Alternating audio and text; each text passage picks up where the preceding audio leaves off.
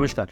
आप सबको नववर्ष की बहुत बहुत शुभकामनाएं। पिछली बार हमने डायबिटीज़ के पार्ट 1 वीडियो में ये बात की थी कि शुगर क्या होता है, क्या रिस्क फैक्टर्स होते हैं जिससे शुगर होने का रिस्क बढ़ता है और इसके लक्षण क्या होते हैं। आज जो है उसका सेकंड पार्ट वीडियो है जिसमें हम इस बारे में बात करेंगे कि जिन्हें डायबिटीज़ है उन्हें अपनी लाइफस्टाइल में, अपने दिन भर के जीवन शैली में क्या ऐसा बदलाव करना चाहिए जिससे उनके शुगर का कंट्रोल जो है वो बेहतर हो सके। सबसे पहले हम बात करते हैं प्रोलॉन्ग सिटिंग, यानी कि लंबा बैठना।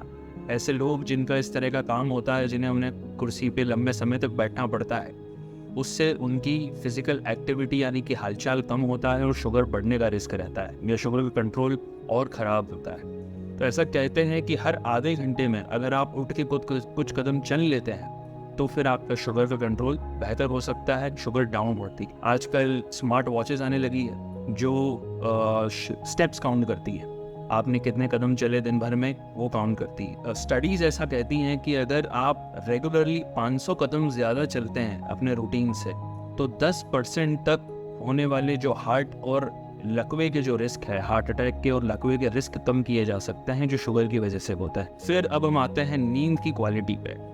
ज़्यादा सोना यानी कि 8 घंटे से ज़्यादा की नींद या फिर कम यानी कि 6 घंटे से ज़्यादा की नींद, दोनों ही केसेस में शुगर का कंट्रोल ख़राब होता है। इसका मतलब है कि नींद, एक प्रॉपर नींद होनी चाहिए daily. Even quality of sleep, नींद की क्वालिटी भी सही होनी बहुत ज़रूरी है। बार बार नींद से जगना, नींद में उठ जाना, इससे भी शुगर का कंट्रोल जो है वो ख़राब होता है और इससे हार्ट का रिस्क और हार्ट अटैक का रिस्क भी बढ़ जाता है। बीपी का कंट्रोल भी इससे काफ़ी ख़राब होता है, ब्लड प्रेशर का। 2 तरह के क्रोनोटाइप्स होते हैं, मॉर्निंग क्रोनोटाइप्स और इवनिंग क्रोनोटाइप्स। इवनिंग क्रोनोटाइप का मतलब है वो इंसान जो रात में जग के काम करते हैं, रात में जगते हैं और सुबह के समय सोता है। ये बहुत ही ख़राब माना जाता है शरीर के लिए। इससे शुगर, ब्लड प्रेशर, सबके कंट्रोल जो है वो काफ़ी ख़राब होते हैं। इसका ठीक विपरीत जो मॉर्निंग क्रोनोटाइप होते हैं, मतलब जो दिन में काम करते हैं, रात में अच्छी नींद लेते हैं, उन लोगों का स्वास्थ्य, उन लोगों का शुगर का कंट्रोल काफ़ी हद तक जो है वो नियंत्रण में रहता है। अब हम आते हैं सबसे ज़रूरी विषय पे, वो है मॉडरेट फिजिकल एक्टिविटी।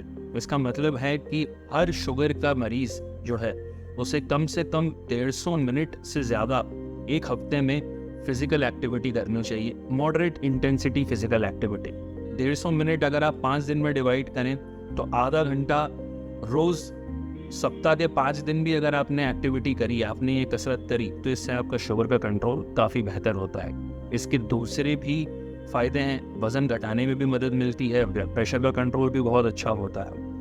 अब हम जाने ये मॉडरेट फिजिकल एक्टिविटी क्या होती है। इसके अंदर कुछ तरह की एरोबिक एक्सरसाइजेज हैं, जैसे कि ब्रिस्क वॉकिंग, तेज़ चलना। ये सबसे कॉमन माना जाता है, सबसे आसान है करना। नॉर्मल से तेज़ स्पीड में अगर आप चलते हैं और धीरे धीरे अगर आप इसकी टाइम लाइन को 20 मिनट से आधा घंटा रोज़ कर लेते हैं सप्ताह में 5 दिन। फिर आती है साइकिलिंग करना, स्विमिंग करना, रस्सी कूदना। ये कुछ मॉडरेट इंटेंसिटी फिजिकल एक्टिविटीज़ जो कि अगर आप अपने डेली रूटीन में ऐड करें तो इससे काफ़ी फ़ायदा हो सकता है। ध्यान ये रखना है कि 20 से 30 मिनट रोज़ करना है और कम से कम सप्ताह में 5 दिन इसे करना है। शुगर के मरीज़ों में एक और चीज़ होती है, उनकी मसल स्ट्रेंथ जो है वो कमज़ोर होती है। ऐसा कहा जाता है कि एक अगर 50 वर्ष का डायबिटिक है तो उसकी जो मसल की स्ट्रेंथ है वो नॉर्मल नॉन डायबिटिक आदमी की तुलना में, मतलब उसके 60 वर्ष के बराबर हो जाती है। 10 साल जो है हमारी मसल्स पीछे चली जाती है उसकी स्ट्रेंथ में। तो इसे सार्कोपीनिया कहते हैं और इसी के लिए रेजिस्टेंट एक्सरसाइजेस यानी कि मसल स्ट्रेंथनिंग एक्सरसाइजेस भी बड़ी आवश्यक है डायबिटीज़ के मरीज़ों में। उस तरह की एक्सरसाइजेस जिससे हम हमारी मसल्स को जो है वो ट्रेन कर सकें। इससे भी शुगर काफ़ी अच्छी कंट्रोल होती है। हमारी इंसुलिन और दवाइयों के डोजेस में भी कमी की जा सकती है अगर हम इसे अपनाते हैं। तो आज के लिए इतना ही। ये सारी बातें हैं जो हमने बात की। मैं चाहूँगा कि सारे डायबिटिक के पेशेंट जो हैं वो अपने लाइफस्टाइल में इन्हें ऐड करें। और ये मिनिमम, ये बहुत साधारण से दिखने वाले चेंजेस हैं, लेकिन अगर आप ये करते हैं तो इसका जो असर है, जो फ़ायदे हैं, वो असाधारण।